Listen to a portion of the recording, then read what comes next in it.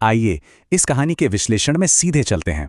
आज हम उस एक ऐतिहासिक चूक पर बात करने वाले हैं जिसने एक पूरे महाकाव्य की दिशा को हमेशा के लिए बदल कर रख दिया।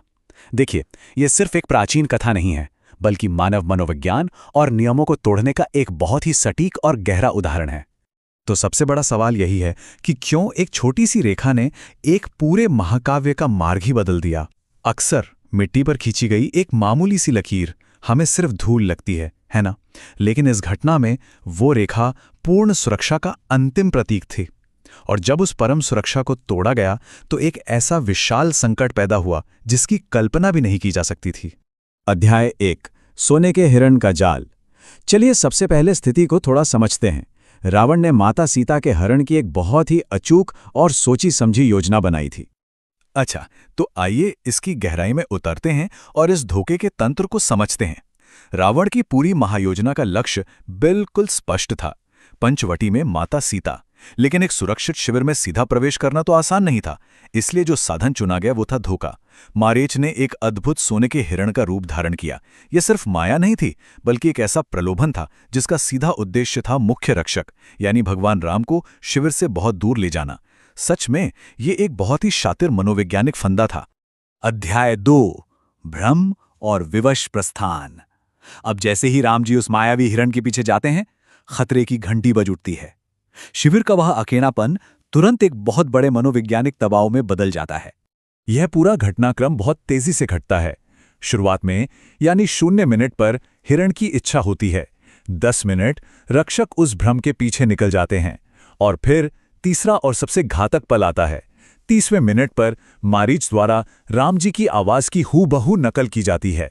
यह एक ऐसा मनोवैज्ञानिक वॉर था जिसने मात्र कुछ ही मिनटों में एक ऐसी स्थिति पैदा कर दी जहां विवश होकर दूसरे रक्षक को भी वहां से जाना ही पड़ा। और वो पुकार क्या थी?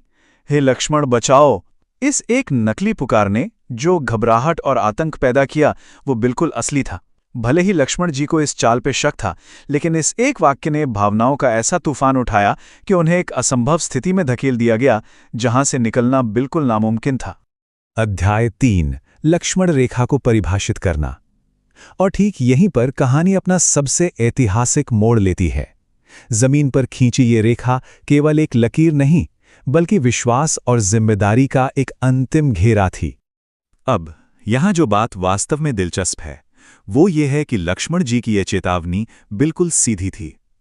ये परिभाषा स्पष्ट करती है कि लक्ष्मण रेखा सुरक्षा और मर्यादा की वो सख्त हद थी जिसे किसी भी स्थिति में पार नहीं किया जाना चाहिए था। ये एक साफ संदेश था कि जब तक इस सीमा के भीतर रहा जाएगा तब तक सुरक्षा की पूरी गारंटी है। बाहर खतरा है और भीतर जीवन। अध्याय 4, घातक उल्लंघन। इतिहास गवाह है कि हर सीमा की परीक्षा होती है। अब हम उस चरम बिंदु की ओर बढ़ रहे हैं जहां इस अंतिम सुरक्षा घेरे को एक छिपे हुए शत्रु द्वारा चुनौती दी जाने वाली थी। अब इस पीड़ादायक आंतरिक द्वंद्व को समझिए जो यहां सामने दिख रहा है। एक तरफ है व्यक्तिगत सुरक्षा, उस खींची गई रेखा के पीछे सुरक्षित रहना, और दूसरी तरफ है धर्म का कर्तव्य, द्वार पर भिक्षा मांगने आए एक साधु को दान देना, जो उस समय के समाज का एक बहुत बड़ा नियम था। ये केवल एक विकल्प नहीं था, बल्कि 2 महान कर्तव्यों के बीच फंसी हुई एक आत्मा की विवशता थी। और फिर वे अपरिवर्तनीय कदम उठाए गए। पहला, एक साधु का पवित्र भेष जो भरोसे का प्रतीक होता है, उसका इस्तेमाल धोखे के लिए किया गया। दूसरा, धर्म के पालन के लिए जैसे ही वो सुरक्षा सीमा पार की गई, सब कुछ बदल गया। तीसरा कदम, उस छल का असली रूप सामने आना जब रावण ने अपना भयानक रूप दिखाया। और अंततः वो दुखद अपहरण जिससे कभी वापस नहीं लिया जा सकता था। रेखा पार करने की बस एक छोटी सी चूक ने पूरी दुनिया को हिला के रख दिया। अध्याय 5, सीमाओं पर कालातीत सबक। तो सबसे महत्वपूर्ण बात यह है कि यह केवल एक पुरानी कथा नहीं है। यह घटना मानव जीवन के एक बहुत ही सार्वभौमिक दर्शन को उजागर करती है जिसे आज भी लागू किया जा सकता है। ये वाक्य इस पूरे विश्लेषण का सबसे बड़ा सार है। जीवन में कुछ सीमाएं और नियम हमारी सुरक्षा के लिए होते हैं। उन्हें नजरअंदाज करना हमें मुश्किल में डाल सकता है। सच में ये नियम, ये लकीरें हमें कैद करने के लिए नहीं, बल्कि हमें बाहरी खतरों से बचाने के लिए बनाई जाती हैं।